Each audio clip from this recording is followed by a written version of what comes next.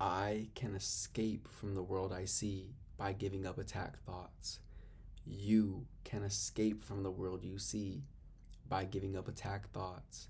What's good, fam? We made it to lesson 23 of A Course in Miracles today. This is a very powerful lesson. I don't even want to talk about anything before we start reading. So let's just dive straight into this. And then when we are done, we'll discuss what we read, we'll apply it together, and we will become more aware than we have ever been aware before of who and what we really are and the power that lies within us. So you got the book, you already know what to do. Open to lesson 23. If you don't got the book yet, pull up to page, actually, my bad, don't pull up to no page, get the PDF in the description and find lesson 23, and let's go ahead and dive into this and see what we got in store for us today. Let's begin. Lesson 23 of A Course in Miracles. I can escape from the world I see by giving up attack thoughts. The idea for today contains the only way out of fear that will ever succeed. Nothing else will work. Everything else is meaningless, but this way cannot fail. Every thought you have makes up some segment of the world you see. It is with your thoughts, then, that we must work if your perception of the world is to be changed. If the cause of the world you see is attack thoughts, you must learn that it is these thoughts which you do not want. There is no point of lamenting the world. There is no point in trying to change the world. It is incapable of change because it is merely an effect. Pay close attention here. It's getting really good. There is no point in trying to change the world. It is incapable of change because it is merely an effect. But there is indeed a point in changing your thoughts about the world. Here you are changing the cause. The effect will change automatically. The world you see is a vengeful world, and everything in it is a symbol of vengeance. Each of your perceptions of external reality is a pictorial representation of your own attack thoughts. One can well ask if this can be called seeing.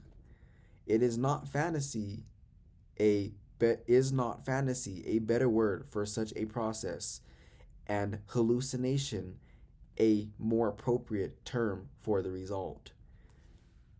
I'm going to read that one more time because that's powerful. One can well ask if this can be called seeing. Is not fantasy a better word for such a process, and hallucination a more appropriate term for the result? So anytime we use the word hallucination, it is basically you're asleep, you're seeing fear, you're seeing something that is not there, that you projected onto the world that you believe exists. But we don't need to change the world. We don't need to change anybody else in order to make us feel better.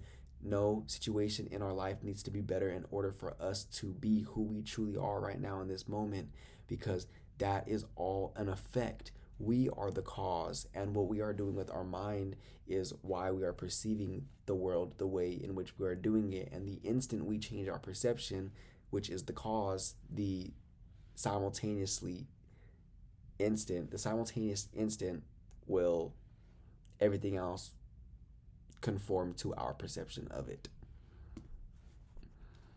You see the world that you have made, but you do not see yourself as the image maker. You cannot be saved from the world, but you can escape from its cause. This is what salvation means. For where is the world you see when its cause is gone? Vision already holds a replacement for everything you think you see now.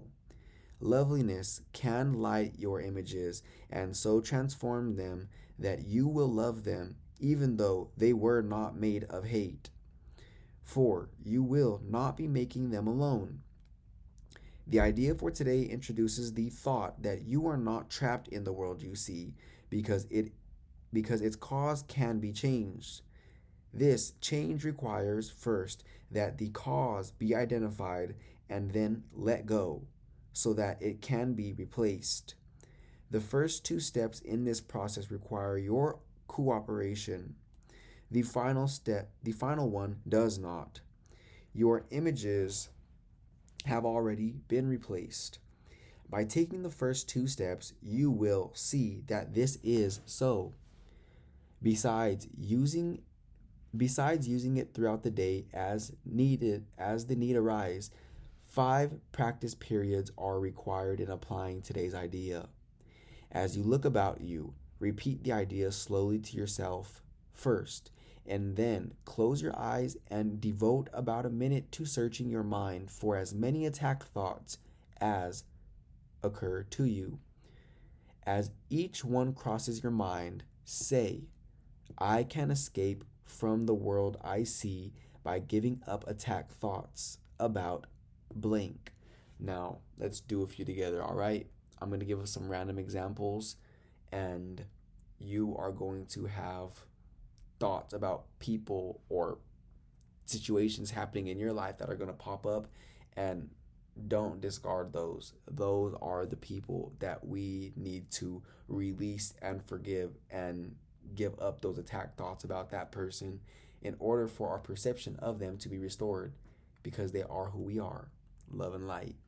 Although in some moments we don't see it because they are surely not displaying that, but it's okay because it is only because they don't know that they are love and light, and they need us to know that for them in order for them to have that perception restored in them, and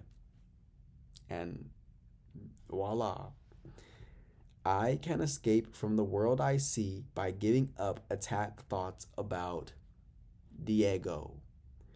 I can escape from the world I see by giving up attack thoughts about Janet. I can escape from the world I see by giving up attack thoughts about money, etc. Hold each attack thought in mind as you say this, and then dismiss that thought and go on to the next. In the practice periods, be sure to include both your thoughts of attacking and of being attacked. Their effects are exactly the same because they are exactly the same. You do not recognize this as yet, and you are asked at this time only to treat them as the same in today's practice periods. We are still at the stage of identifying the cause of the world you see. When you finally learn that the thoughts of attack and of being attacked are not different, you will be ready to let the cause go. All right, there we have it. That is lesson 23 of A Course in Miracles. Now, this is a big one because, they're all big ones. Like, I'm pretty sure the past 23 days, your mind has just been blown about the amazing way that these lessons have been stated and put together. They're very hard to misinterpret. When you are in your right mind and really willing to understand this information, it cannot be misinterpreted because it is saying exactly what it means, and it's very clear on the amount of time necessary for us to practice these lessons throughout the day.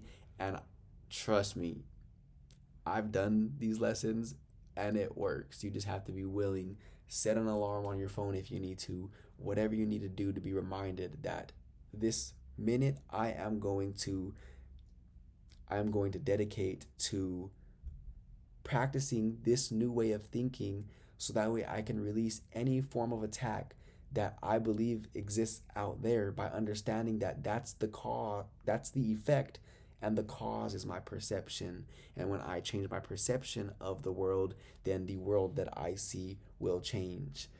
So this is good news. This is very good news. Me and you are powerful, genius creators who have always been. We have always been, even before we stepped in these bodies, regardless of what age we are in this world. This is just a temporary meat suit that we are wearing that was not the beginning of us and will not be the end of us. We are eternal, and we know more than we think we do. We are genius creators. We are love and light. We are extensions of knowledge and knowingness about everyone and everything in this world. We have the leverage of God. We have the leverage of Source on our shoulders, and that is just so joyous to know, because when you know that, there is nothing in this world that you cannot be, do, and have. And one more thing before we go our separate ways today is just remember to not take this so seriously. Like, although fear is an illusion, it is what is dominant in this world, because this world we live in is contrast. It is a slowed down version of what me and you, these eternal beings, are used to. We are used to the instant thought of that new preference being born and becoming one with that preference instantaneously before we stepped in these bodies. But now that we are in these bodies, there is a buffer of time which gives us the ability to mold our thoughts and shape our thoughts and give thoughts to this thing that we desire and shape it and experience contrast and understand what we don't want and more clearly know what we do want and give more clear, concise thought to this thing that we would like to come about in this world, and then it manifests in the way that we truly desire. It's like molding clay.